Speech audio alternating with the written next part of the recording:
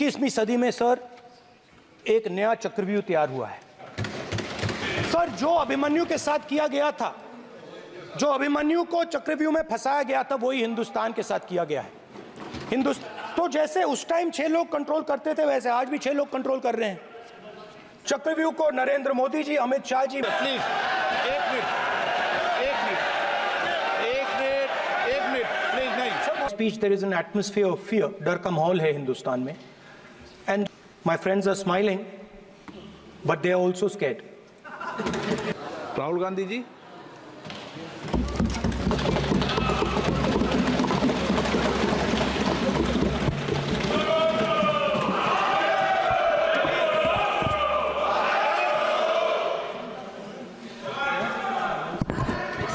Can I have some water?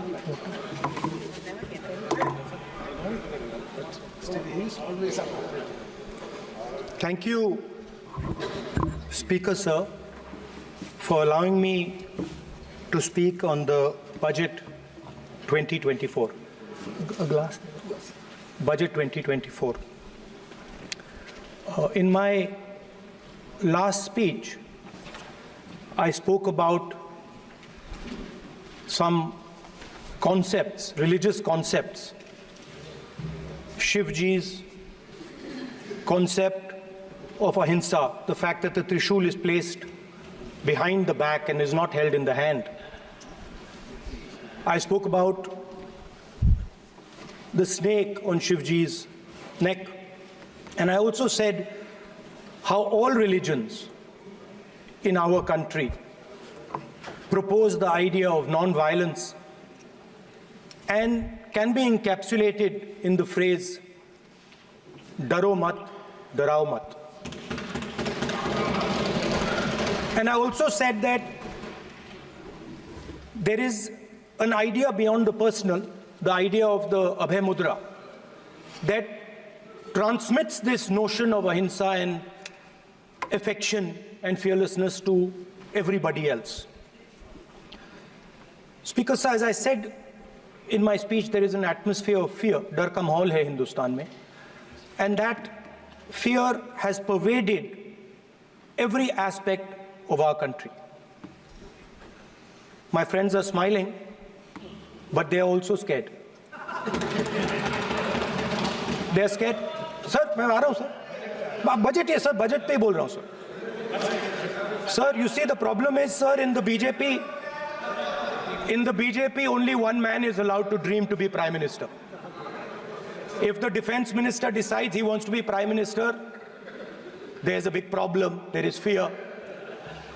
So this fear has been spread throughout the country, and the question I was asking myself was, why is this fear spreading so deeply? Why is it that my friends in the BJP are terrified,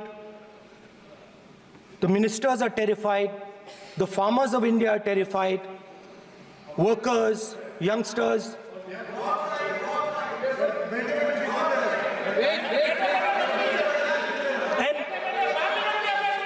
And इसके बारे में मैंने सोचा, काफी सोचा, और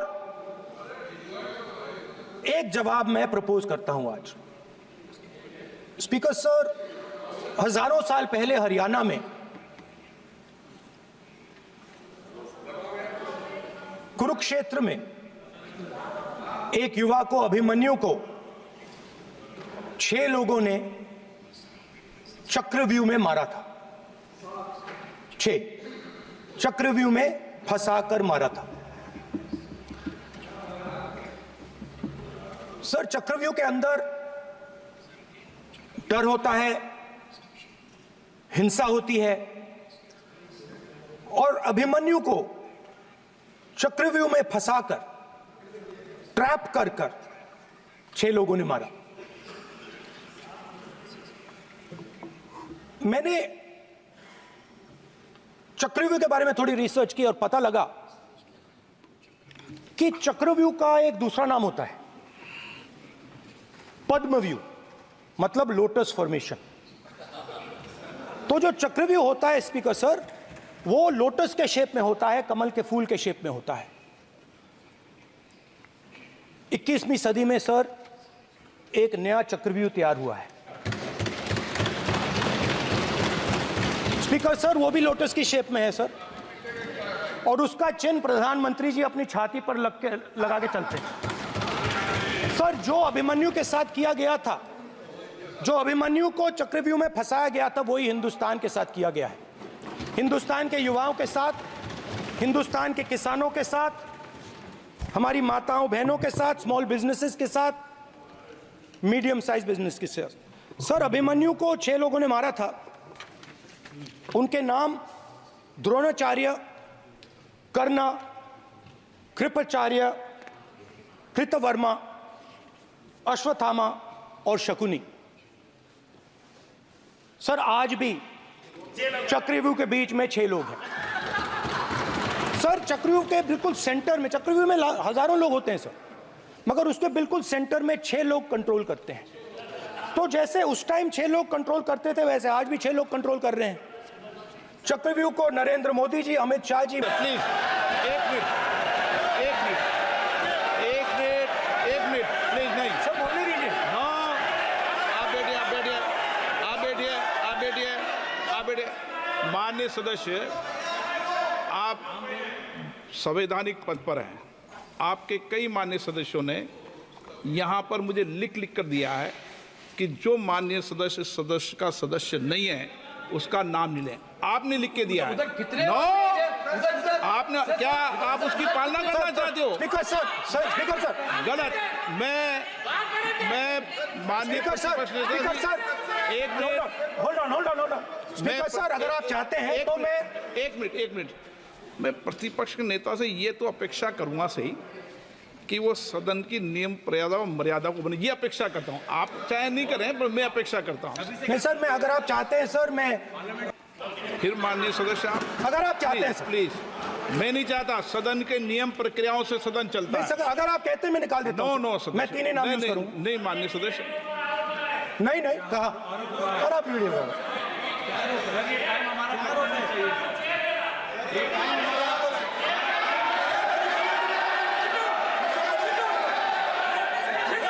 आप मत उठिए सब, प्लीज। या आप समझाइए उनको। हाँ, आप Speaker sir, the Chakravyu that has captured India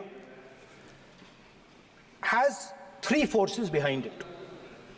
First is the idea of monopoly capital, that 2 people should be allowed to own the entire Indian wealth. So one element of the Chakravyu is coming from the concentration of financial power. The second element, sir, मैं budget को explain कर रहा हूं sir, मैं आ रहा हूं, वहीं आ रहा हूं sir. So one element is financial power. The second element is the institutions, the agencies, CBI, ED, Income Tax Department of this nation, and the third is the political executive. Speaker sir, these 3 together are at the heart of the Chakravyu, and they have devastated this country. Speaker sir, my expectation was that this budget would weaken the power of this Chakravyu, that this budget would help the farmers of this country, would help the youth of this country, would help the laborers, the small businesses of this country.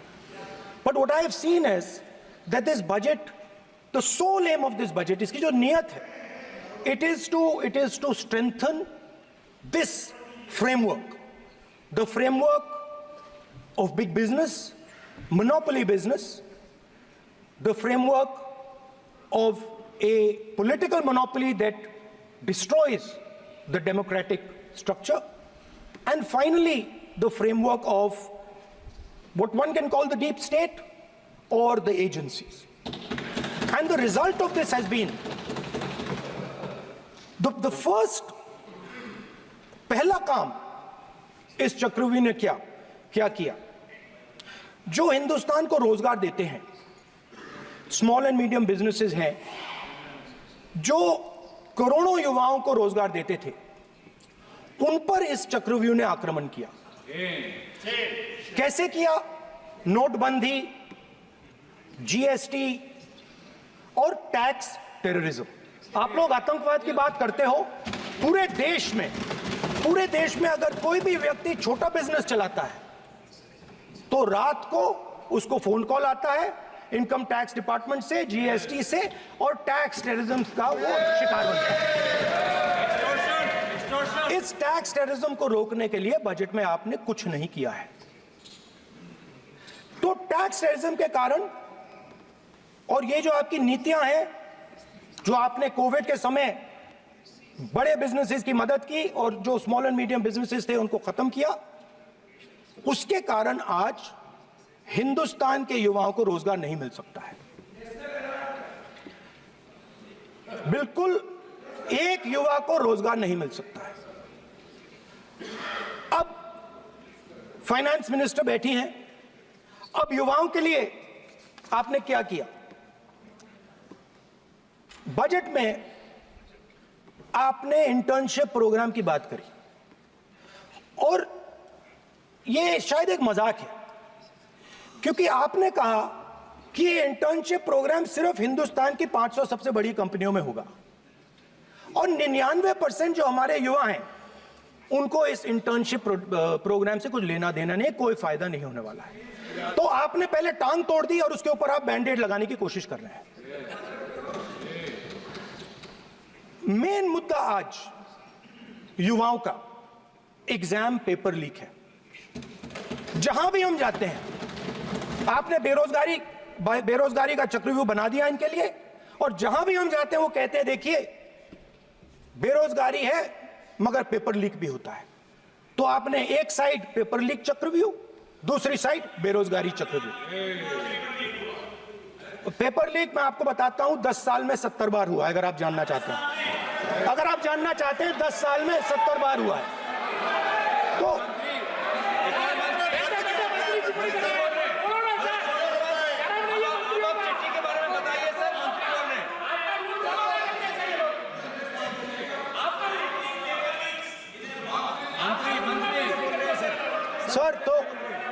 Sir तो paper leak के बारे में finance minister ने budget में एक शब्द नहीं कहा है। युवाओं के लिए पेपर लीक सबसे जरूरी मुद्दा है, उन्होंने एक शब्द नहीं कहा है पेपर लीक के बारे में। एक बार उन्होंने पेपर लीक नहीं कहा और उल्टा जो एजुकेशन बजट में पैसा देना चाहिए था वो आपने 20 साल में सबसे कम पैसा दिया है। 2.5% of budget is gone to education. Sir दूसरी तरफ आपने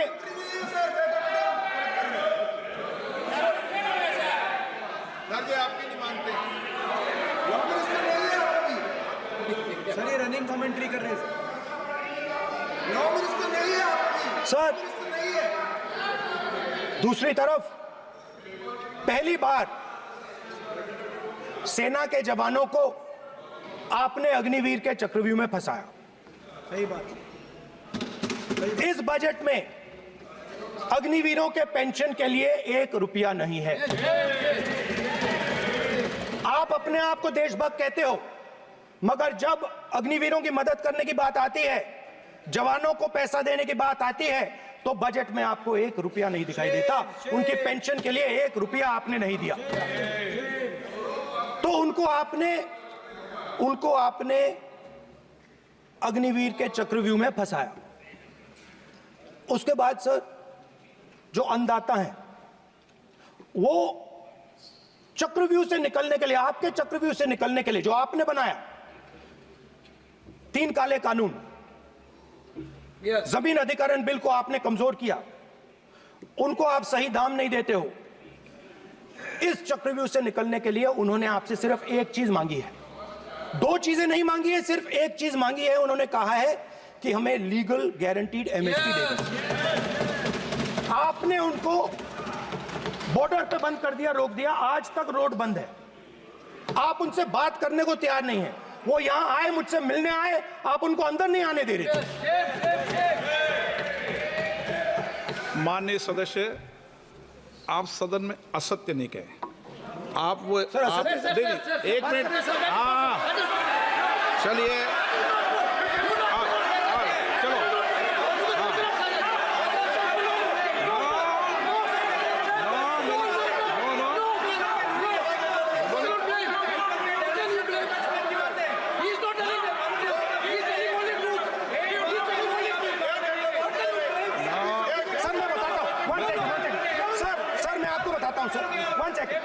सर मैं आपको फैक्ट बताता हूं सर, जो मुझे एक सेकंड, हाँ बता। मैं आपको फैक्ट बताता हूं, फिर आप मुझे करेक्ट कर दीजिए स्पीकर सर।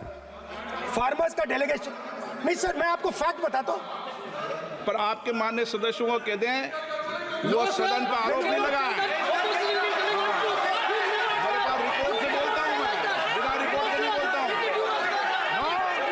बोलिए, बोलिए, उनको बोलने दीजिए, उनको बोलने दीजिए, उनको बोलने दीजिए, आप बोलने दीजिए उनको, बोले, वो बोले, बताएं, वो बताएं, मैं बताऊंगा। Speaker sir 1 second, speaker sir मैं आपको बताता हूं जो मुझे मालूम है। स्पीकर सर मैं आपको बताता हूं। बैठिए। स्पीकर सर हुआ क्या, वहां पे सर मुझसे मिलने एक फार्मर का डेलीगेशन आया। मुझे बताया गया कि फार्मर के डेलीगेशन को अंदर नहीं आने देंगे। मैं उनसे मिलने जब गया तब उनको अंदर आने दिया गया था। सर ये फैक्ट है सर। अब पता नहीं कोई मिसकम्युनिकेशन हुआ, वो अलग बात है, बट फैक्ट ये है कि जब मैं मीडिया के साथ वहां गया तब दरवाजे पार्लियामेंट के, संसद के उनके लिए खुले, उससे पहले वो बंद थे। ठीक है। और ये आप उनसे भी पूछ लीजिए sir. Please please, no please please, एक मिनट प्लीज, आपने विषय उठाया इसलिए मैं बोल रहा हूं। ऐसे तो सदन की व्यवस्थाओं पर सवाल नहीं उठाना चाहिए। किसको आने दें, एक मिनट प्लीज बैठिए, किसको आने दें, किसको अलाउ नहीं करने दें, ये स्पीकर का जुडिक्शन होता है। नंबर 1, जब ये सूचना आई आप मिले, उनसे अंदर मिले, लेकिन उसमें एक सदन की मर्यादा का उल्लंघन हुआ कि कभी भी सदन में माननीय सदस्य के अलावा दूसरा कोई व्यक्ति बाइट नहीं दे सकता। और हाँ, और आपकी मौजूदगी में बाइट दी, ये क्लियर करना चाहता हूँ। सर ये टेक्निकलिटी है सर, ये मुझे मालूम नहीं थी। कोई बात नहीं, बट सर प्लीज, नो, माननीय यहाँ पे हीरोइंस आके बाइट दे रही है सर। आप मत बोलिए, आपके नेता बोल रहे हैं। तो स्पीकर सर, जब महिला आरक्षण आया था तो ये आपको बेटे बेटे कमेंट्री सर, हम करने का चाहते अधिकार थे। नहीं है। माननीय प्रतिपक्ष के नेता आपके बेटे बेटे सदस्य कमेंट्री कर रहे हैं, फिर वो कहते हैं कि लोग क्यों कमेंट्री कर स्पीकर रहे हैं। सर हम चाहते थे, हमारा एक्सपेक्टेशन था कि जो अन्नदाता है, जो सरकार से सिर्फ एक चीज मांग रहा है, लीगल गारंटीड एमएसपी। हमें लगता था कि ये कोई बड़ा काम नहीं है सर, ये इतना बड़ा काम नहीं है। हमें लगता था कि अगर सरकार बजट में इसका प्रोविजन कर देती, अगर बजट में इसका प्रोविजन कर देती, तो जो हमारे किसान हैं जो चक्रव्यूह में, आपके चक्रव्यूह में फंसे हैं, वो निकल पाते। ये हमारी थिंकिंग थी, मगर आपने नहीं किया। तो मैं यहां इंडिया गठबंधन के तरफ से गारंटी देता हूं कि हम ये काम करके दिखा देंगे। जो आपने अपने बजट में नहीं किया, वो मैं हिंदुस्तान के सब किसानों से कहना चाहता हूं, गारंटीड लीगल एमएसपी हम इस सदन में पास करके आपको देंगे।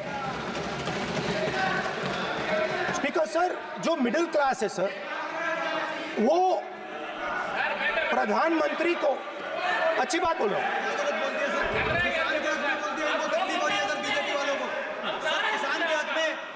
नेता विपक्ष बोल रहे हैं तो आप बैठे बैठे टिप्पणी आप मत करो, आप करोगे तो वो भी करेंगे। आप मत करो, मैं सब साइलेंट करो प्लीज। फिर टिप्पणी कर रहे हो आप, प्लीज माननीय सर मिडिल क्लास जो है, वो शायद इस बजट से पहले प्रधानमंत्री को सपोर्ट करता था। जब प्रधानमंत्री ने कोविड के समय उनसे थाली बजवाई थी, तो उन्होंने दबा कर थाली बजाई, धड़ धड़ धड़ धड़ धड़, थाली बजा बजाई। हमें अजीब लगा, मगर प्रधानमंत्री ने मिडिल क्लास को ऑर्डर दिया तो मिडिल क्लास ने थाली बजाई। उसके बाद प्रधानमंत्री ने उसी मिडिल क्लास से कहा, मोबाइल फोन की लाइट जलाओ, और मोबाइल फोन की लाइट जली। मिडिल क्लास ने पूरे हिंदुस्तान में मिडिल क्लास ने मोबाइल फोन की लाइट जला दी। अब इस बजट में आपने उसी मिडिल क्लास के एक छुरा पीठ में मारा, दूसरा छुरा छाती में, एक इधर मारा और एक इधर मारा। इंडेक्सेशन जो आपने कैंसिल की वो पीठ में छुरा था, और जो कैपिटल गेन्स टैक्स आपने बढ़ाया वो छाती में छुरा। आपने long term capital gains tax को 10% से 12.5% किया, यहां छाती मारी, यहां छुरी मारी, और शॉर्ट टर्म को 15 से 20% छुरी मारी। दुख की बात है, मगर इसमें एक इंडिया गठबंधन के लिए एक हिडन बेनिफिट है। मिडिल क्लास अब आपको छोड़ने जा रही है और इस साइड आ रही है। तो मेरा कहना है, जहां भी आपको मौका मिलता है आप चक्रव्यूह बना देते हो। एक चांस मिलता है आप चक्रव्यूह बना देते हो। हम चक्रव्यूह तोड़ने का काम करते हैं। हमारे बजट में किसान का कर्जा माफ हुआ, चक्रव्यूह तोड़ा। मनरेगा हुआ, चक्रव्यूह तोड़ा। तो हम चक्रव्यूह तोड़ने का काम करते हैं, आप चक्रव्यूह बनाने का काम करते हो। आप चाहते हो कि हिंदुस्तान छोटे छोटे छोटे छोटे छोटे खांचों में रहे और हिंदुस्तान के गरीब लोग सपना ना देख पाए। सिर्फ अरे क्या सर? सर मैं सर कैसे बोलूं सर? माननीय सदस्य एक मिनट सर माननीय सदस्यगण, आपके